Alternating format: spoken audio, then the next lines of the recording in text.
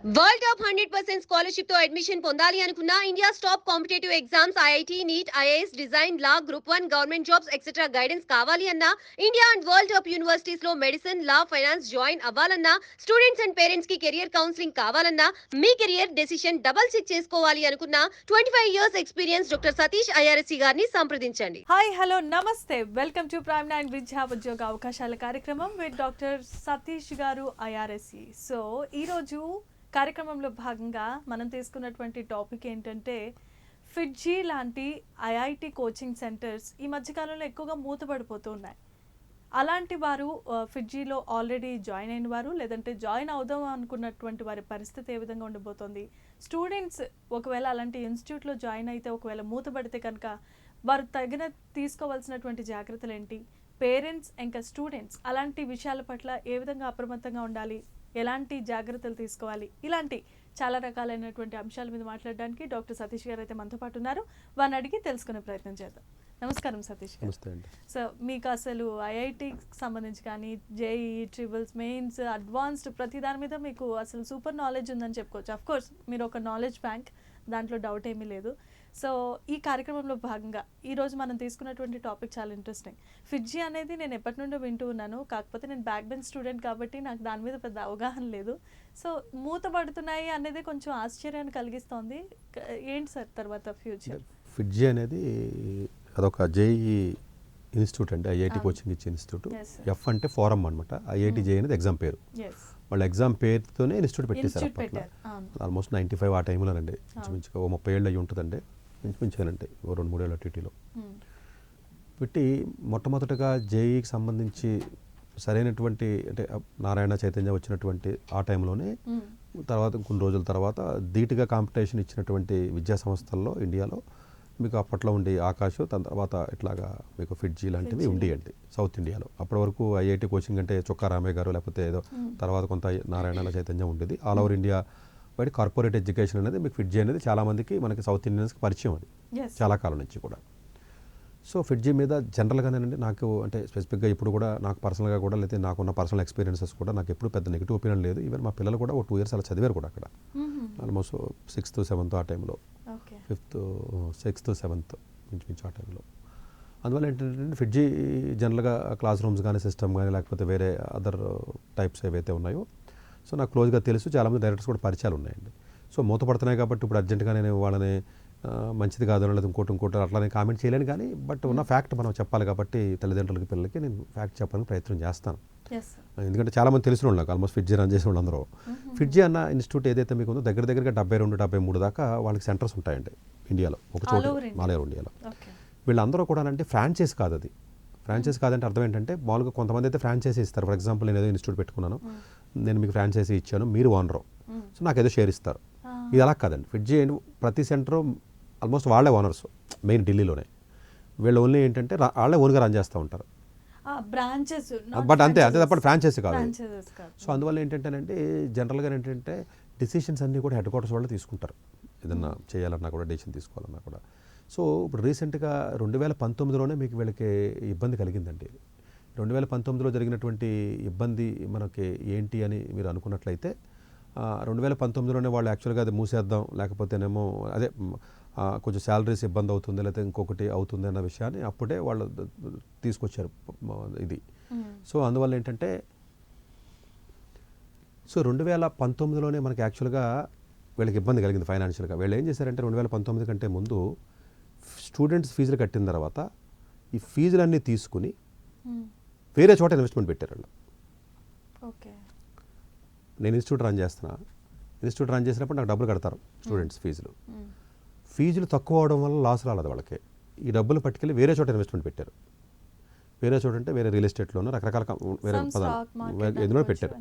ఆ డబ్బులు వెనక్కి రాకపోవడం వల్ల ఫ్యాకల్టీకి జీతాలు ఇవ్వాలి. ఎప్పుడైతే మీకు ఫ్యాకల్టీస్కి జీతాలు ఎప్పుడైతే మీకు ఇవ్వలేదో ఆల్రెడీ అప్పటికే క్రైసిస్ స్టార్ట్ అయిపోయింది 2019కే.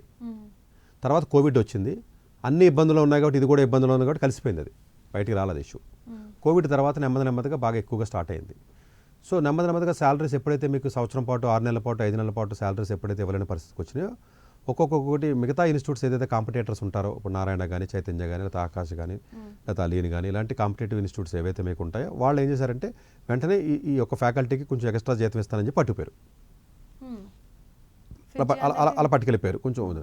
సో అలా పట్టుకెళ్ళిపోవడం వల్ల ఏమవుతుందంటే ఇక్కడ ఫ్యాకల్టీస్ తగ్గిపోయారు, మానేస్తున్నారు, ఉన్న వాళ్ళకి జీతాలు ఇవ్వట్లా. ఇది ఏమవుతుంది, ఒకసారి ఇబ్బంది వచ్చిన తర్వాత ఇవన్నీ ఏంటంటే ఇప్పుడు ఒక్కసారి కొండకి చిల్లు పడినంత వరకే, ఒకసారి పడిన తర్వాత దానికి ఇంక లిమిట్ ఏమి ఉండదండి. అంటే కదా మనకి ఆస్తులైనా రిలేషన్స్ అయినా డబ్బులైనా ఏదైనా మనకి జారనంత వరకే. అది ఒకసారి స్టార్ట్ అయిన తర్వాత దానికి ఇంక లిమిట్ అనేది ఉండదు మనకి. అది ఏమవుతుందంటే ఇది ఏదైతే మీకు జనరల్గా ఈ విధానం ఏదైతే సర్కిల్లోకి వచ్చేసిందో, ఆ విషయ సైకిల్లోకి వచ్చేసిందో, ఇంటర్నల్గా జరిగే గొడవలన్నీ కూడా ఎప్పుడు బయటికి పెద్ద ఎక్కువ రాలేదు. ఇప్పుడు బయటికి రావడం స్టార్ట్ అయిన తర్వాత రీసెంట్గా ఏం చేశారంటే మనకి ఈ నెలలోనే మనకి వెరీ రీసెంట్గానే సో ఏదైతే మీకు నోడియా కానీ మేరట్ కానీ ఉత్తరప్రదేశ్లో ఉన్నటువంటి గజియాబాద్ కానీ మేరట్ కానీ లేకపోతే లక్నో కానీ వారణాసి కానీ భోపాల్ కానీ ఇలా సౌత్ ఢిల్లీ కానీ ఇలాంటి మేజర్ ఏరియాస్లో ఉన్నటువంటి ఏదైతే ఫిడ్జీ లాంటి సెంటర్స్ ఏవైతే ఉన్నాయో అవన్నీ కూడా సడన్గా చెప్పబెట్టకుండా క్లోజ్ చేసేసారు. ఒక్కొక్క స్కూల్లో 1000 మంది పిల్లలు ఉంటారు రకంగా, మొత్తం క్లోజ్ చేసేసారు. క్లోజ్ చేసేసి వాళ్ళు ఏం చెప్తున్నారంటే సరే మేము ఆకాశ్ వాళ్ళతో టైప్ పెట్టుకుని మీరు ఆకాశ్లోకి వెళ్ళి జాయిన్ అవ్వండి అంటున్నారు. సరే రకరకాల ఇష్యూస్ నడుస్తున్నాయి, ఎఫ్ఐఆర్ కేసు పెట్టారు, కేసులు నడుస్తున్నాయి. సరే కేసు ఎంత పెట్టినా ఫైనల్గా స్టూడెంట్స్కి ఇబ్బంది జరుగుతుంది, అది వాస్తవం, దాన్ని మనం పూరించలేం. అందువల్ల దాన్ని మనమేమి సపోర్ట్ చేసే సిస్టమ్ చేయలేం మనం. ఇప్పుడు ఇష్యూ ఏంటంటే వీళ్ళకి మేజర్గా జరిగినటువంటి ఇబ్బంది ఏంటంటే అంటే ఏదైనా ఒక ఇన్స్టిట్యూట్ మనం జాయిన్ అవ్వాలనుకోండి, ఇలా అపార్ట్మెంట్లో పెట్టి బిల్డింగ్లోకి జాయిన్ అవ్వద్దు అని చాలాసార్లు చెప్తున్నాను నేను. మనం ఏం చెప్పినా జనరల్గా ఎనరల్ పేరెంట్స్ వాళ్ళకు ఉండే కాన్ఫిడెన్స్ వాళ్ళకి ఏడుతుంది అంతే, వాళ్ళకి ఏదో లాజిక్ అప్లై చేసుకుంటారు. ఎప్పుడైతే ఎలాంటి ఆస్తులు లేకుండా ఒక అపార్ట్మెంట్ ఒక బిల్డింగ్ పెట్టి వాడు స్కూల్ రన్ చేస్తున్నాడో ఎప్పుడైనా బోర్డు తిప్పేస్తాడు. ఫిడ్జీకి బోర్డు తిప్పేయడానికి ఉన్న కాన్ఫిడెన్స్ ఏంటంటే ఏ బిల్డింగ్ సొంతం కదా, అది అది బిల్డింగ్లు అయ్యి ₹1 ఆస్తి లేదు అడిగి, సొంతం ఉండవండి, లీజుకి తీసుకుని రన్ చేస్తాడు. ఇప్పుడు మీకు బిగ్ బజార్స్ ఉన్నాయా, కొనుక్కుంటారు కదా బట్టలు మీరు, అవన్నీ రెంటెడ్ బిల్డింగ్స్. డీమార్ట్ ఉందా, సొంతంగా కడతాడు, ఏది లీజు తీసుకోలేడు, స్థలం కొని కట్టి దానికి చాలా తేడా ఉంటుంది. డీమార్ట్ స్ట్రెంగ్త్ ఎక్కువ ఉంటుంది, వాడికి లాస్ వచ్చినా ఎసెట్ వాల్యూ పెరుగుతుంది కదా, వీడికి ఎసెట్ లేదు. అందుగురించే బెంజ్ సర్కిల్లో ఉన్న అపార్ట్మెంట్లో ఉన్న స్కూల్స్లోను లేకపోతే హైదరాబాద్లోను క్రాస్ రోడ్స్లో ఉన్న ఇన్స్టిట్యూట్స్లో 4 బిల్డింగ్లో 4 గదులు వేసుకుని పెడుతున్న దాంట్లో జాయిన్ అయితే చాలామంది అండి ఇలా BA అని IAS అని బేకామ్ అని చెప్పి అయ్యని అని చెప్పి పెట్టి బోర్డులు తెప్పిసిన వాళ్ళు 100లో ఉన్నారండి. మీరు ఎన్ని చెప్పిన పేరెంట్స్ వీడు మంచోడు సార్ అంటాడు, గొర్రె కషాయం నమ్ముద్ది. బట్ ఫిడ్జీ ఇలా తిప్పడం ఏదైతే ఉందో ఇది నిజంగా బాధాకరం. అంటే నెక్స్ట్ ఫర్దర్గా తీసుకునే జాగ్రత్తల్లో ఈ జాగ్రత్త తీసుకోవాలని చెప్పి పాయింట్ చెప్తున్నాను మీకు. ఎప్పుడైనా ఒక ఇన్స్టిట్యూట్లో జాయిన్ అయినప్పుడు అండి ఆ ఇన్స్టిట్యూట్కి ఓన్ క్యాంపస్ ఉండాలి. ఇప్పుడు లైలో కాలేజెస్ ఉంటాయి, ఓన్ క్యాంపస్లు చూడండి పాతవే, వాళ్ళు ఓన్ బిల్డింగ్లు ఓన్ స్థానం ఓన్ ఇవి ఉంటాయి. రేపు పొద్దున మీకు ఆడ ఎక్కడికి వెళ్తాడు, ఇంకా ఇదేమో బోర్డు తిప్పేసి వెళ్ళిపోవచ్చు, అదే కదా. ఇప్పుడు మీరు విజయవాడలో బెంచ్ సర్కిల్లో కోచింగ్ సెంటర్స్ ఉన్నాయండి, ఏదో JEE అన్నాడు లేకపోతే ఇంకోటి ఏదో అన్నాడు, తిప్పేస్తారు, అంతే అయిపోయింది. లాస్ వచ్చింది తిప్పేసాడు, అయిపోయింది, సింపుల్. అంటే ఇప్పుడు 1000 మంది స్ట్రెంత్ ఉన్నారు అని అంటే మినిమం ఒక క్యాంపస్ అయినా ఉండాలి కదా సార్. ఆడి క్యాంపస్ అద్దెకి తీసుకున్నాడు, ఆడికి అద్దె కూడా కట్టట్లేదు, తిప్పి అయిపోయింది అంతే, మానేసి వెళ్ళిపోయాడు. ఇంకా అలా కదండి, ప్రతి కూడా ఎంప్లాయీ అక్కడ ఓనర్ ఉన్నాడు, ఫోన్ స్విచ్ ఆఫ్ చేస్తారు, అయిపోయింది. ఓనరే కాదండి దానికి అయిపోయింది అంతే. ముందే ప్లాన్ చేసుకుంటారు, ఫోన్ స్విచ్ ఆఫ్ చేసి వాడు కూడా మానేసి వెళ్ళిపోతారు ఉద్యోగాలు, ఓనర్ ఎవరికి తెలీదు, అయిపోయింది అంతే. కేసు పెడితే నడుస్తుంది, ఏముంటుంది, ఏమి ఉండదు కదా. అందువల్ల ఏంటంటేనంటే ఇప్పుడు ప్రాబ్లం ఏంటంటే సికింద్రాబాదు హైదరాబాదు సౌత్ ఇండియాలో అయితే ఇంక ముయిలా, కానీ భయపడుతున్నారు పేరెంట్స్.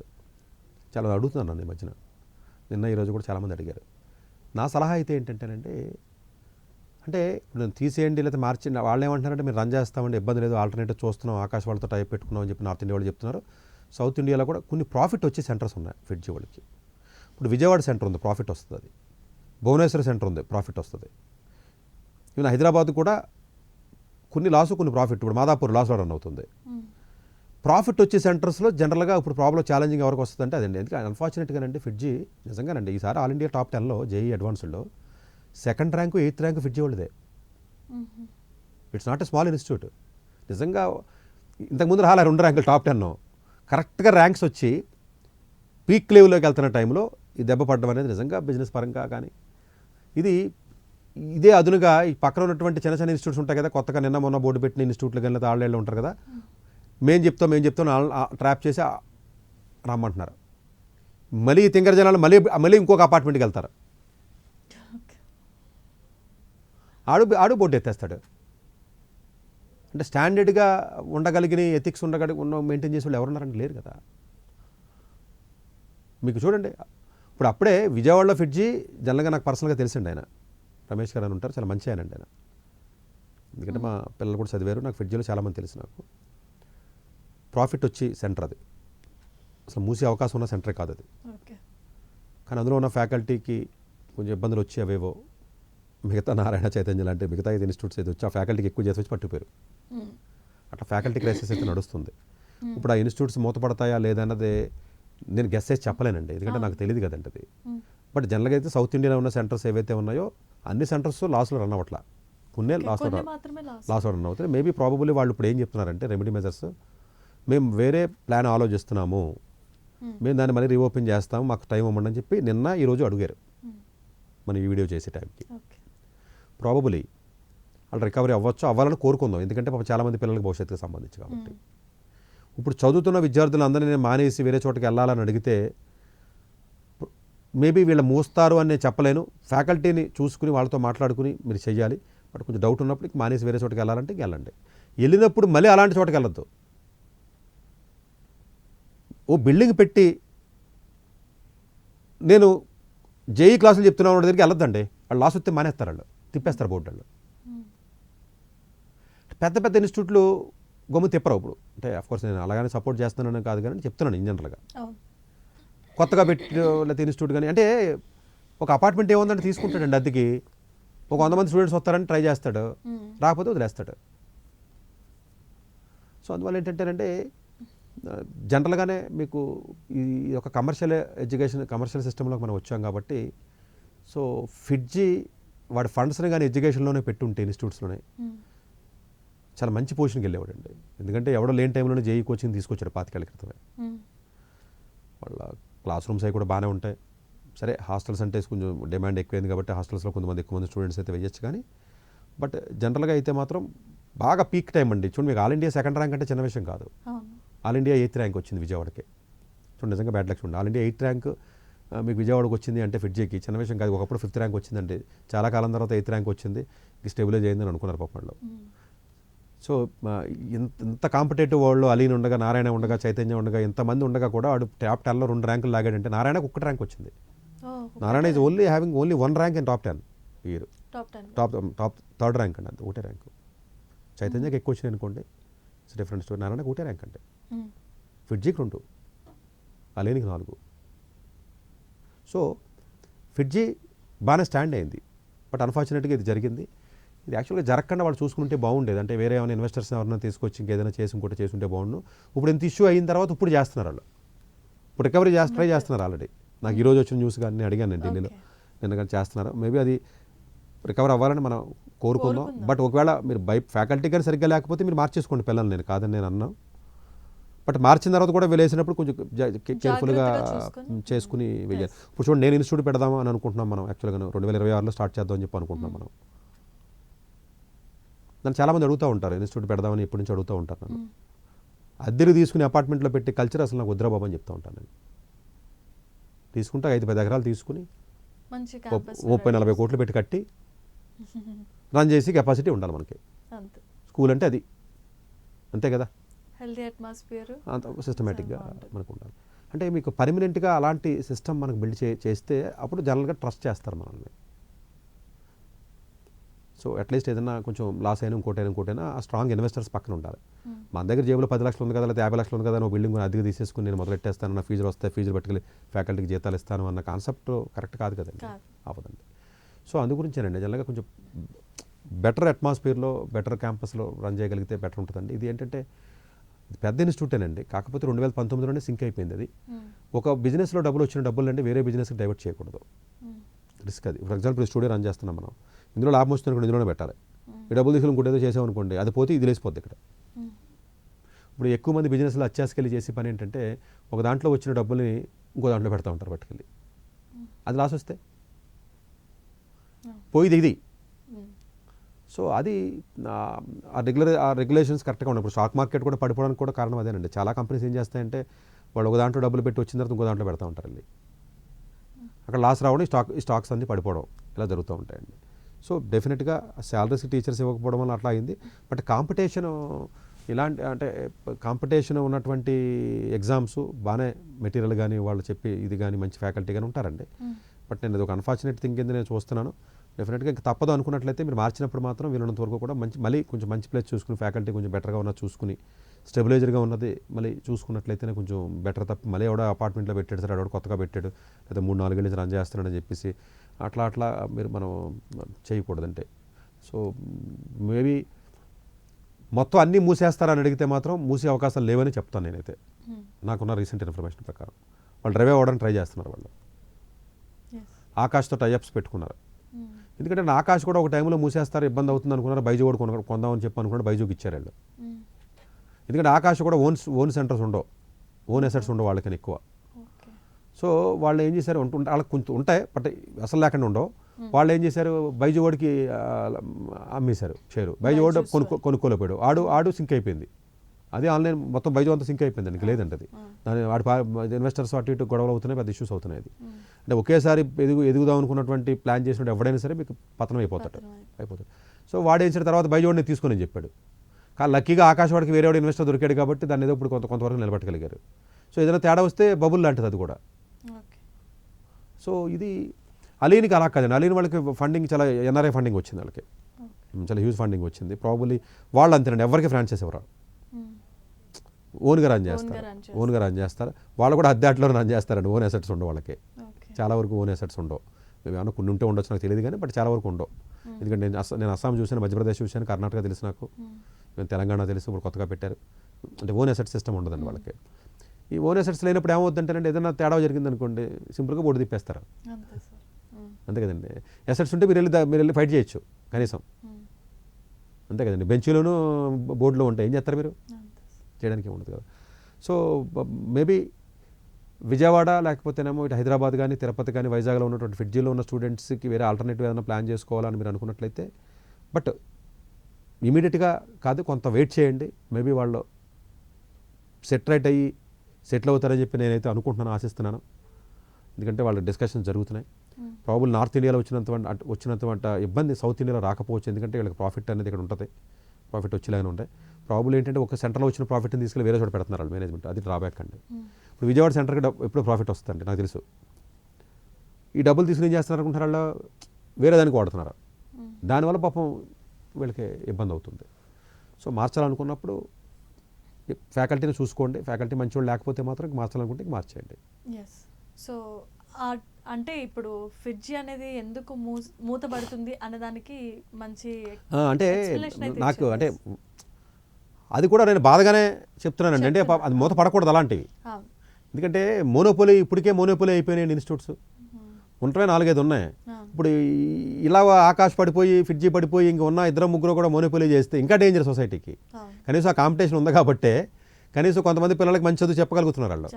సో మేబీ ఇప్పుడు ఇట్లాగా వాళ్ళ చేతులతో వాళ్ళు చేసుకున్నారో అది ఇబ్బందే, తప్పే, నేను అదే చెప్తున్నాను. బట్ ఇట్లా మూతపడిపోతున్నాయి అనుకోండి ఒకటి.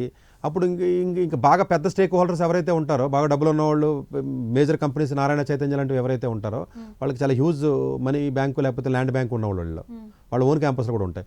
ఇంకా మొత్తం రూల్ చేస్తారు ఇంకా ఎడ్యుకేషన్ సిస్టమ్ని. మరి ఎవడో ఒకటి పక్కన కూడా కాంపిటేటర్స్ పెద్దవాళ్ళు ఉండాలి కదండి. ఉంటే కొంచెం బెటర్ క్వాలిటీ ఆఫ్ ఎడ్యుకేషన్, కొంచెం బెటర్ జస్టిస్ జరిగే అవకాశం ఉంటుందండి. దీన్ని ఆసరాగా చేసుకుని చిన్న వాళ్ళు లేకపోతే ఇంకొకటి వచ్చి మా దాంట్లో జాయిన్ అవ్వండి అని చెప్పేసి ఇవి ముందే భయపెట్టేసి ఇంకా ఫిడ్జీ మొత్తం మూసేస్తున్నారని చెప్పేసి వాళ్ళు వచ్చి జాయిన్ అవ్వమని చెప్పేసి మళ్ళీ ఈ వ్యాపారం కూడా అప్పుడే జరిగిపోతుంది. సో అది నేను కరెక్ట్ అని సపోర్ట్ చేయను కానీ బట్ ఇలా జరగడం అనేది బాధాకరం కింద చెప్పగలను నేను. అంతే, బాగా పికప్ అవ్వాలని అయితే మనసు నేను అలాగే డెఫినెట్గా అవ్వాలండి. ఎందుకంటే నాకు మంచి ఒపీనియన్ ఉంటుందండి ఆ ఇన్స్టిట్యూట్ మీద యాక్చువల్గా. సో చాలా మంచి విషయం చెప్పారు. ఫిడ్జీ మూయిపోతున్నారు అని తెలిసినప్పుడు నేను కూడా కొంచెం కంగారు పడ్డాను. ఎందుకంటే ఐఐటి సెక్టర్కి వచ్చేసరికి ర్యాంకింగ్స్లో ఇది కూడా ముందుంది కాబట్టి నాకు కొంచెం అవగాహన ఉంది, ఇంత డెప్త్గా తెలీదు. సో పేరెంట్స్ అండ్ స్టూడెంట్స్ కూడా గమనించండి, ఇలాంటి ఈ క్రిటికల్ సిచ్యువేషన్లో ఒకవేళ మీ పిల్లలు ఆల్రెడీ ఫిజీలో జాయిన్ అయ్యి ఇబ్బంది పడుతూ ఉంటే కనుక మిగతా ఆల్టర్నేటివ్ ఆప్షన్ కూడా చెప్పారు కాబట్టి దయచేసి వీటన్నిటిని పరిగణలోనికి తీసుకొని పిల్లల భవిష్యత్తు కోసం మంచి మార్గాన్ని ప్లాన్ చేసుకోవాల్సిందిగా డాక్టర్ సతీష్ గారు మీకు చెప్తూ ఉన్నారు. ఇలాంటి మరిన్ని అప్డేట్స్ కోసం లేదా ఇలాంటి మరిన్ని కార్యక్రమాల కోసం ఎడ్యుకేషన్కి సంబంధించి చూస్తూనే ఉండండి ప్రైమ్ 9. డాక్టర్ ఏ సతీష్ గారు ఏపీ తెలంగాణ విద్యార్థులకు సుపరిచితమైన పేరు. సతీష్ గారు 2001 యూపీఎస్సీ పరీక్షల్లో ఉత్తీర్ణులై ఇండియన్ రైల్వే విభాగంలో ఉద్యోగం సాధించారు. సతీష్ గారు చదివిన చదువులు engineering, MTech, MBA, executive MBA, MSc, MBA HR, MA psychology లాంటి పోస్ట్ గ్రాడ్యుయేషన్ డిగ్రీలతో పాటు డాక్టరేట్ కూడా చదవడం జరిగింది. డాక్టర్ సతీష్ గారు నిరంతర విద్యార్థి. అలాగే సతీష్ గారు పలు ప్రతిష్టాత్మక కాంపిటేటివ్ పరీక్షల్లో యూపీఎస్సీ నిర్వహించే సివిల్ సర్వీసెస్ పరీక్షల్లో 159వ ర్యాంక్, అలాగే ఇంజనీరింగ్ సర్వీస్లో 24వ ర్యాంక్, గేట్ ఎగ్జామ్లో 4వ ర్యాంక్, క్యాట్ ఎగ్జామ్లో 99.8%, జీమాట్ ఎగ్జామ్లో 760 స్కోర్, ఇలా పలు కాంపిటేటివ్ ఎగ్జామ్స్లో మొదటి ప్రయత్నంలోనే ఎన్నో ర్యాంకులు సాధించారు. ఇన్ని క్వాలిఫికేషన్స్, డిఫరెంట్ కాంపిటేటివ్ పరీక్షల్లో ర్యాంకులు సాధించిన వ్యక్తులు మన ఇండియాలో చాలా అరుదని చెప్పాలి. ఇలాంటి అకాడమిక్ల పరంగా, కాంపిటేటివ్ల పరంగా ఇన్ని ర్యాంకులు సాధించడంతో పాటుగా గవర్నమెంట్ ఉద్యోగం చేస్తూ పలు అవార్డులు తీసుకున్నారు. సతీష్ గారికి జనరల్ మేనేజర్ అవార్డు జోనల్ లెవెల్లో, ఆల్ ఇండియా లెవెల్లో నేషనల్ లైఫ్ టైమ్ అచీవ్మెంట్ గుర్తింపులు దక్కాయి. అప్రిసియేషన్ ఆఫ్ ప్రెసిడెంట్ ఇండియా నుంచి గానీ life time Sevashri award from Andhra Pradesh మంత్రుల నుంచి అందుకున్నారు. వీటితో పాటు పలు రకాల అవార్డులు అందుకున్నారు. ఎన్నో ప్రతిష్టాత్మక ఆర్గనైజర్స్ సంస్థలో పర్మనెంట్ మెంబర్గా ఉన్నారు. కష్టపడి పైకి వచ్చిన వ్యక్తి కావడం వల్ల గత 20 సంవత్సరాల నుంచి ఎంతో మంది చిన్నపిల్లల దగ్గర నుండి 5, 6 తరగతి విద్యార్థుల నుంచి పెద్ద పెద్ద పీజీ, పీహెచ్డీ కాలేజీలకు వెళుతూ విద్యార్థులకి అవగాహన కల్పిస్తూ ఉంటారు. ప్రతి విషయంపైన డాక్టర్ సతీష్ గారు స్పష్టమైన అవగాహన కలిగి ఉన్నారు. డాక్టర్ సతీష్ బలంగా నమ్మే సూత్రం ఏంటంటే అవేర్నెస్ ఈజ్ ఎవ్రీథింగ్. మనిషికి అవేర్నెస్ ఉంటే ఏదైనా సాధించగలరు. ఒక్క మోటివేషన్తోనే కాదు, ఏది చెయ్యాలి, ఏది చేయకూడదు, ఎలాంటి డెసిషన్ తీసుకోవాలనే విషయాలపై, ముఖ్యమైన విషయాలపై అవగాహన కల్పిస్తూ ఉంటారు. అలాగే గవర్నమెంట్, ప్రైవేట్ జాబ్లే కాకుండా ప్రపంచ దేశాల్లోని జాబ్స్పై కూడా అవగాహన కల్పిస్తూ ఉంటారు. ఉద్యోగాలతో పాటు పెద్ద చదువులైన ఐఐటి వంటి వాటిపై సెషన్స్ నిర్వహిస్తూ ఉంటారు. ఇప్పటి వరకు 3 లక్షల సెమినార్లు ₹1 తీసుకోకుండా ఉచితంగా నిర్వహించారు. ఇందులో భాగంగా మన ప్రైమ్ 9 ద్వారా విద్యార్థులకి మోటివేషన్ ఇవ్వడానికి మీ ముందుకు వస్తున్నారు డాక్టర్ సతీష్ గారు. వరల్డ్ టాప్ 100% స్కాలర్షిప్ తో అడ్మిషన్ పొందాలి అనుకున్న India top competitive exams IIT, NEET, IAS, design, law, group 1 government jobs etcetera guidance కావాలి అన్నా, India and world top universities లో మెడిసిన్, లా, ఫైనాన్స్ జాయిన్ అవ్వాలన్నా, స్టూడెంట్స్ అండ్ పేరెంట్స్ కి career counselling కావాలన్నా, మీ కెరియర్ డెసిషన్ డబుల్ చెక్ చేసుకోవాలి అనుకున్న 25 years experience doctor Satish IRSC గారిని సంప్రదించండి.